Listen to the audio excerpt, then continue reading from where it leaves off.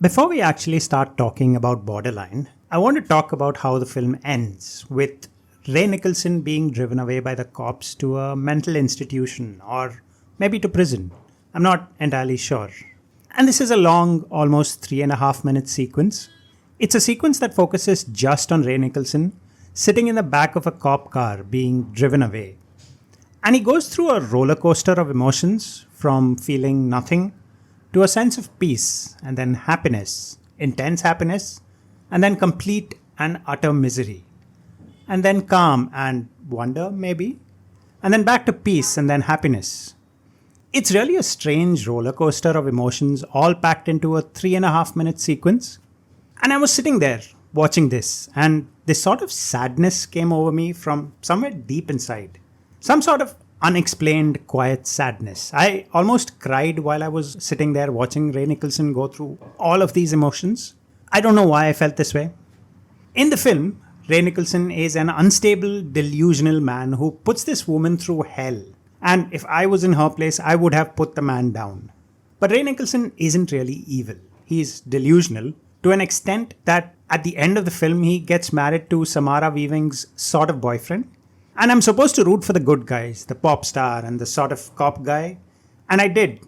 Yet in this last scene, I was sort of heartbroken because the guy who caused all this trouble, the antagonist, was suffering. I don't know how I'm supposed to feel about the film. On the one hand, the film has all these really shallow characters who are bound by an even shallower story. The tone of the film is all over the place, really. And for some reason, this film is set in the 90s. I don't know what significance the 90s has on the story, but it's set in the 90s.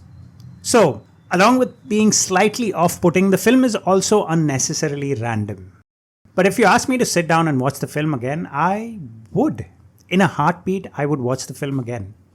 Look, the film does have shallow characters, alright? It has shallow characters who have no personalities other than what's on display. And they run around trying to protect themselves from this psycho, and for some reason, that was enough for me.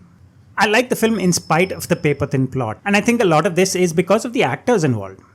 Samara Weaving is brilliant. She was kick-ass in Guns Akimbo. She's great in The Babysitter, and she was exceptionally good in Ready or Not. And here, her acting is on point. And yet, there was something off about her character. For most of the film, she's just trying to get the hell away from Ray Nicholson's character, and that's her journey. That's what she does throughout the film. I think that's the problem. She's not as realized as she is in all her other films. Maybe I'm stupid. Maybe I didn't catch the nuances of her acting. I don't know. Overall, in spite of this particular complaint, I still like Samara Weaving. Not a lot, clearly, but I still liked her. And then there's the star of the film, the one who really shines in his role, Ray Nicholson. Ray Nicholson is brilliant. He pretty much carries the film on his shoulder. He seems the right amount of unhinged that's needed for the role. He has a kind of energy that isn't manic, really. He's not wild and all over the place. He's sort of contained, yet completely nuts. I loved him. And his performance sort of overshadows everyone else's performance in the film, to the extent that I didn't really remember much of what else was going on in the film. Ray Nicholson is great. I've been trying to figure out what this movie is about, what the movie was trying to tell me, long after the end credits roll. There's the obvious, good versus evil, misunderstood evil, redemption, I suppose, for Eric Dane. But I can't tell you what else this movie is about. I can't tell you what other themes are at play here.